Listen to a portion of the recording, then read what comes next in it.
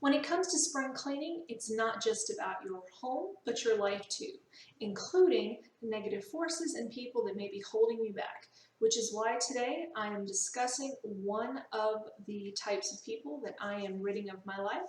Stay tuned to find out all about it.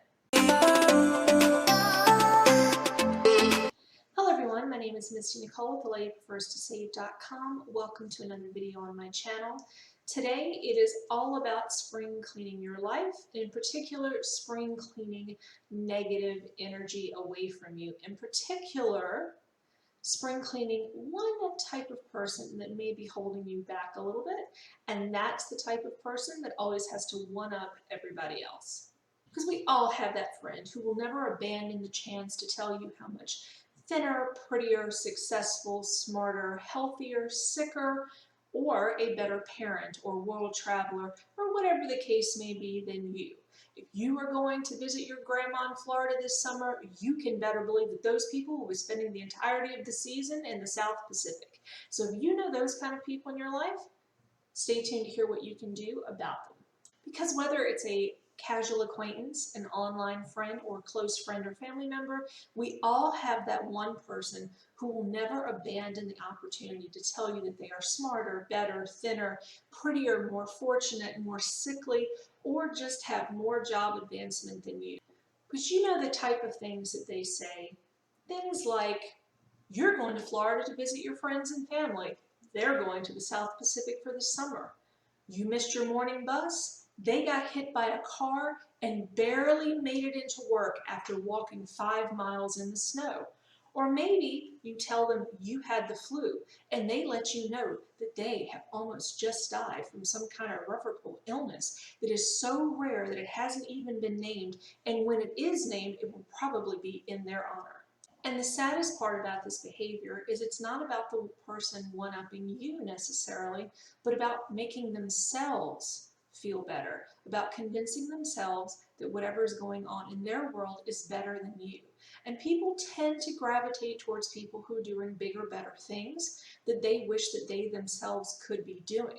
So I personally think, as part of my own safe space, my own body positivity, my own strides in minimalism, this season, as part of my personal spring cleaning for my life, I am going to work on making sure that I know how to properly arm myself with a defense against the next 5 types of people that you might meet that have these behaviors.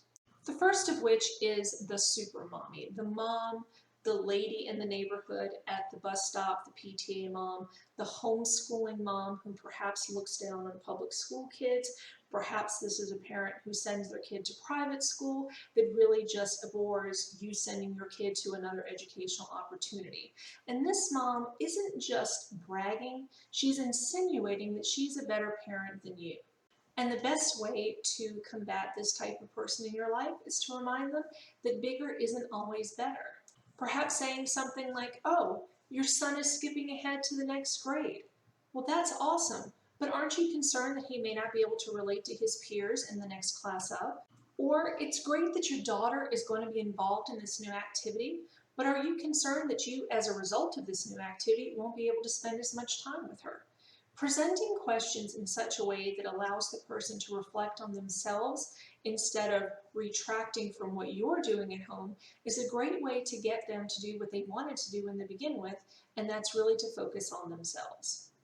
The next person that you might meet, the gourmet. You know, the person that always has to one-up you in their knowledge about food or wine or culinary skills. The gourmet is ultimately looking for validation. But just because you want to validate your friend doesn't mean you need to diminish your own opinion.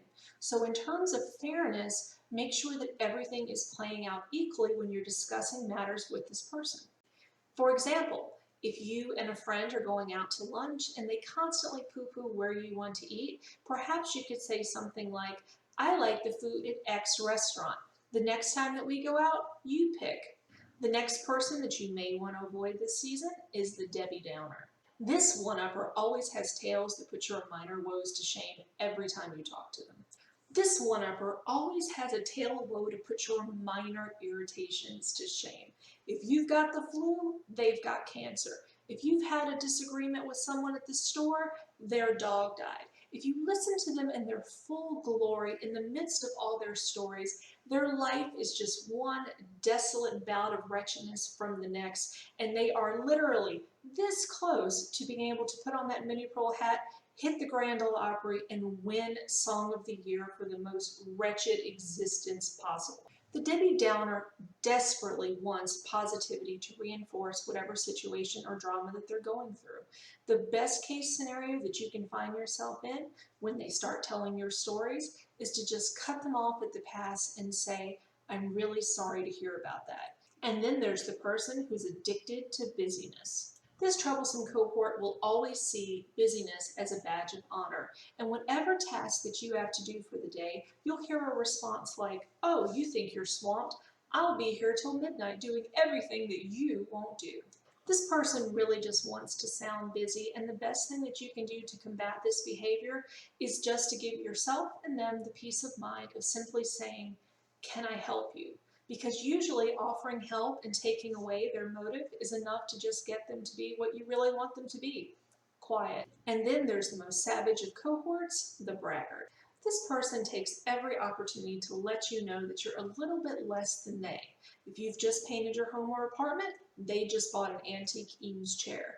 If you were able to take a family vacation on a budget, they just got back from a 14-day trip to the Galapagos. The best way to combat this cohort is to tactfully and carefully remind them that sometimes money isn't everything. And just because you have the newest, best, and the latest products doesn't mean that you have a richer life than the next family or person. It's usually really easy to deflect when you're dealing with acquaintances or those that you know online.